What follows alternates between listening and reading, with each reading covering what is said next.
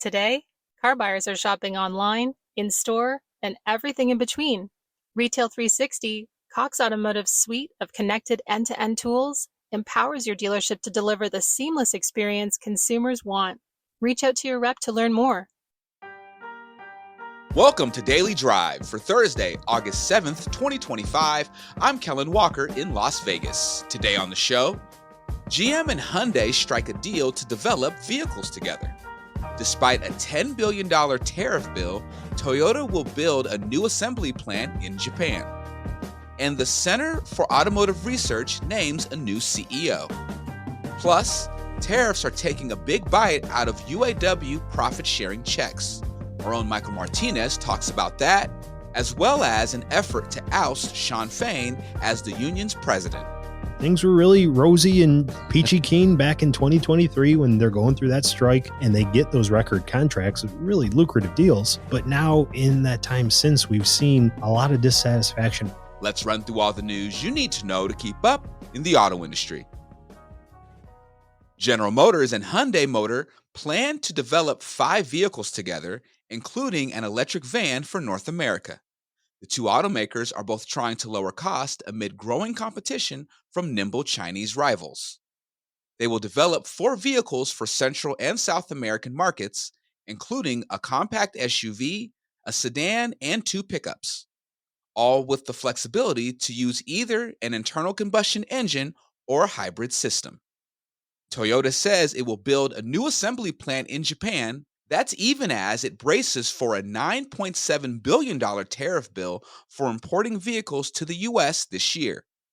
Even with the extra burden of import duties, Toyota expects to reap a respectable 6.6% profit margin and book an annual operating profit of more than $22 billion. Toyota says tariffs totaled $3.1 billion in the latest quarter. Rising sales helped deflect some of the downward profit pressure. Operating profit margin declined to a healthy 9.5%. That's down from a very robust 11.1% a year earlier. And the Center for Automotive Research has appointed former J.D. Power executive Elizabeth Creer as CEO. Creer takes the helm at the Ann Arbor-based automotive think tank immediately.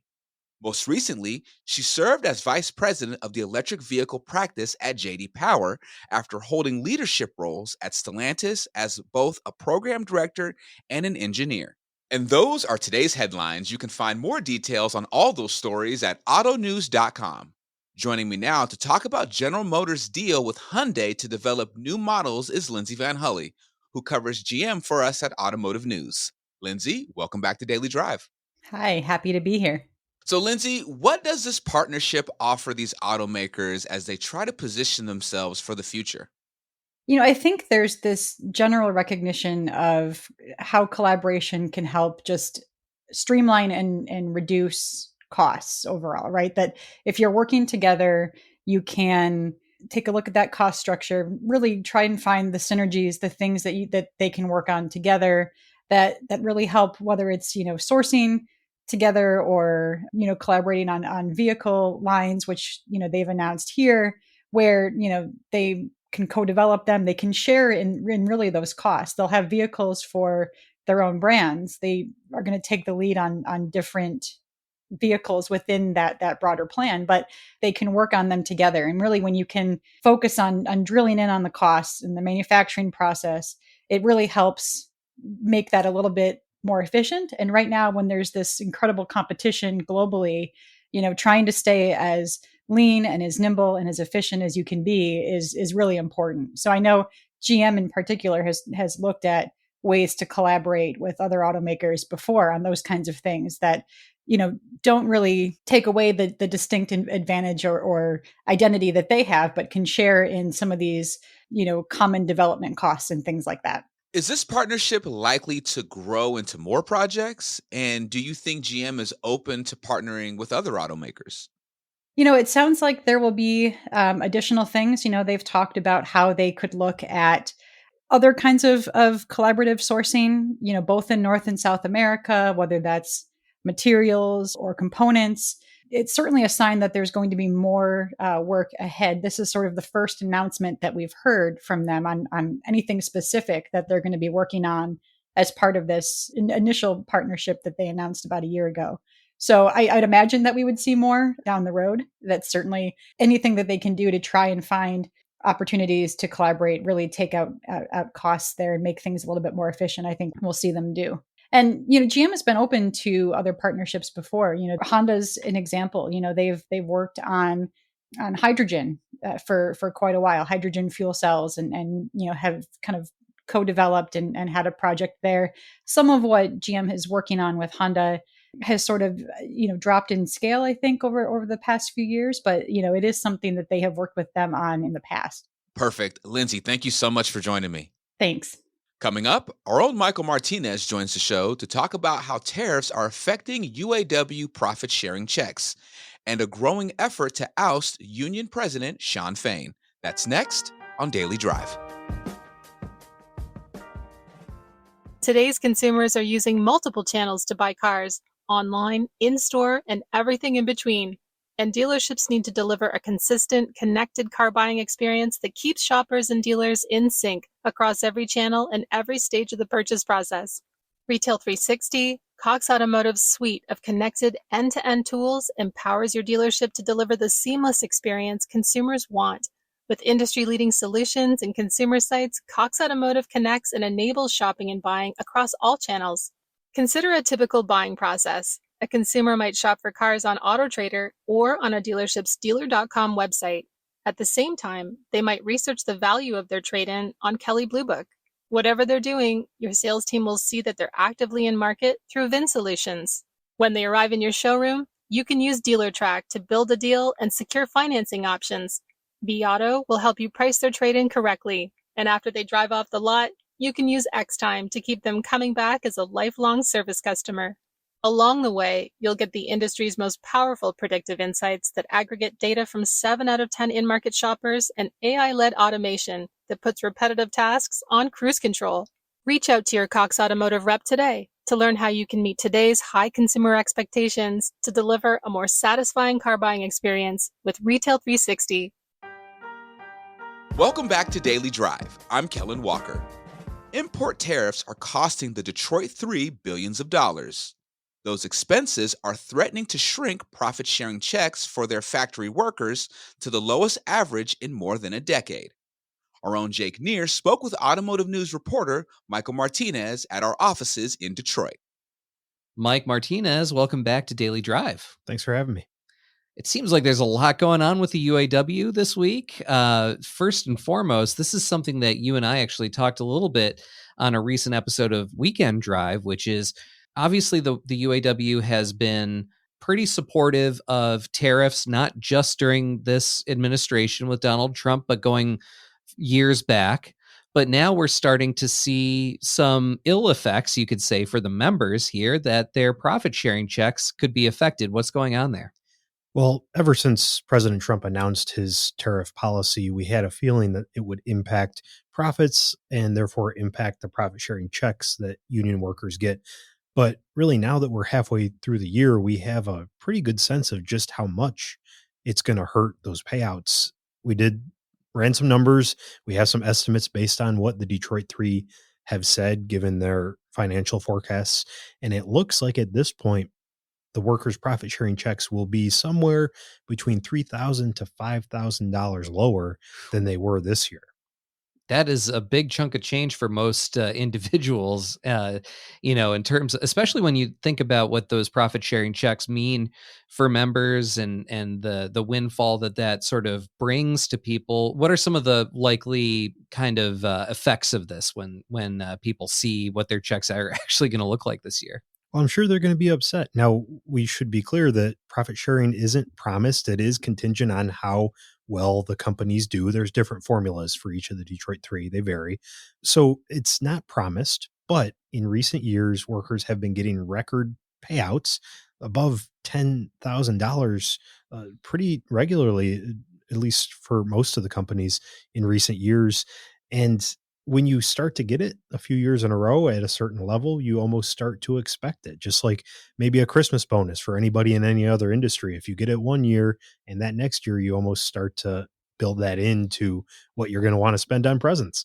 And union members get these checks in the spring. And there's also often a significant uptick in the amount of boat sales in Michigan, for example. I used to cover that when I was writing for the Detroit News. People use these checks to make big ticket purchases.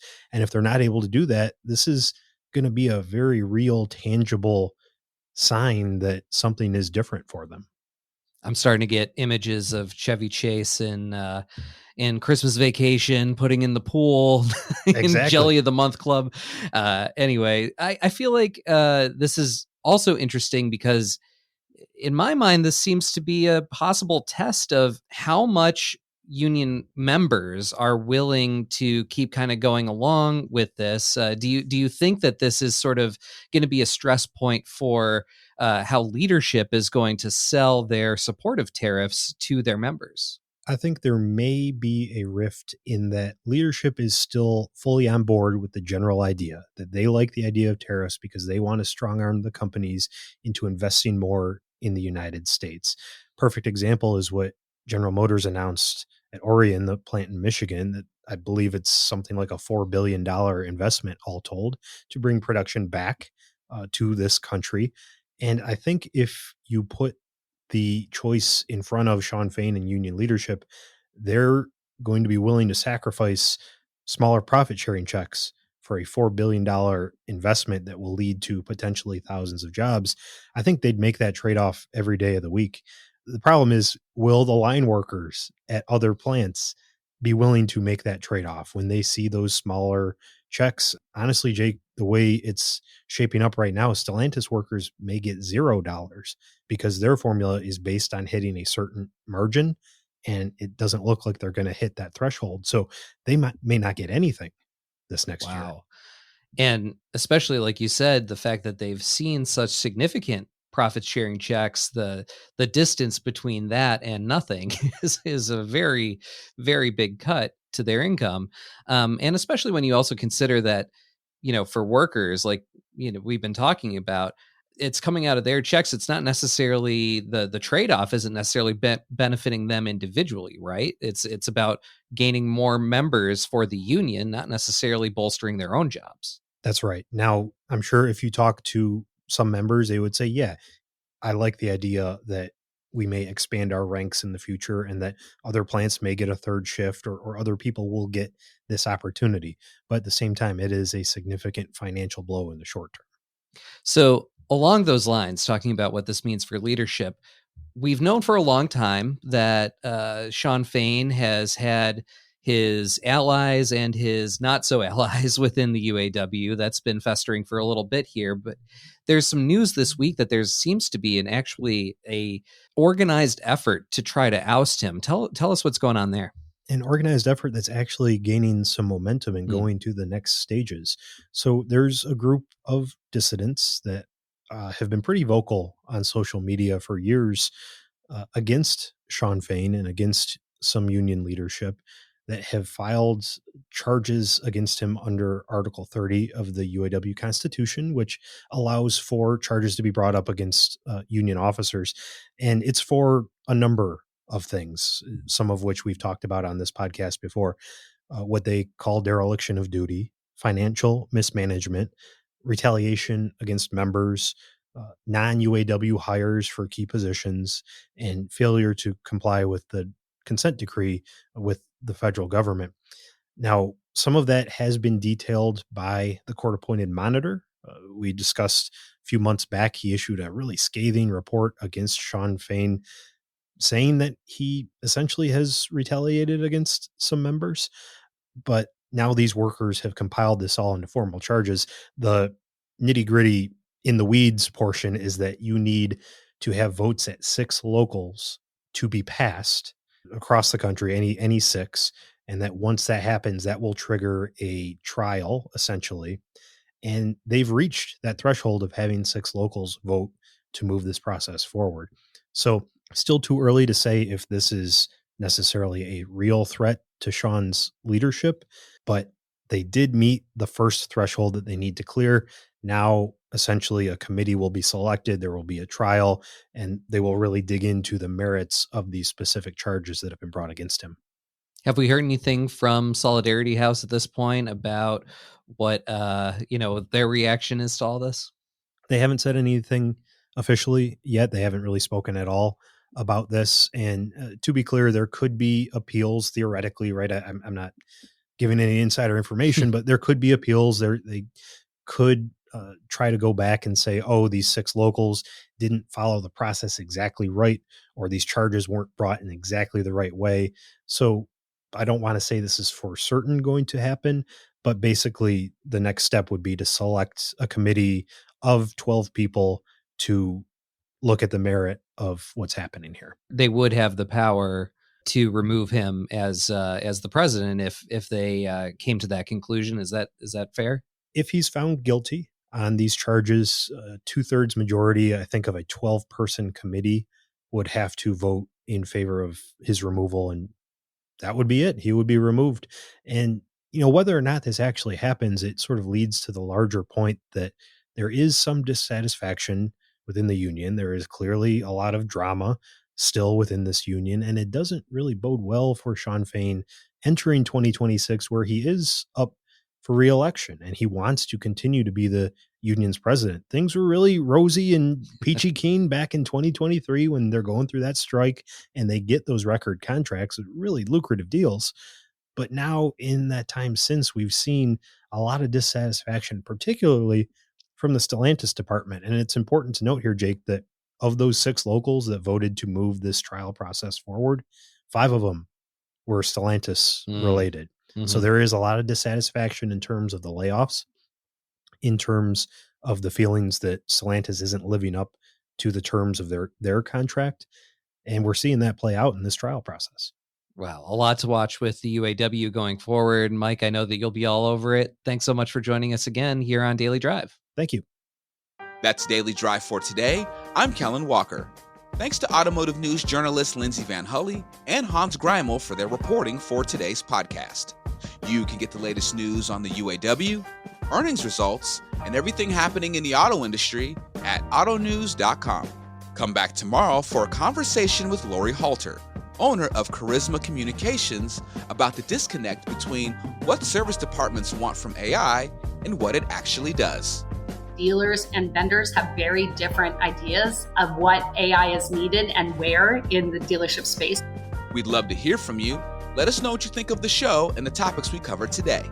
Send us an email at dailydrive@autonews.com or leave us a voicemail at 313-444-2774. And if you enjoy the podcast, remember to like, leave a review, and subscribe so you never miss an episode.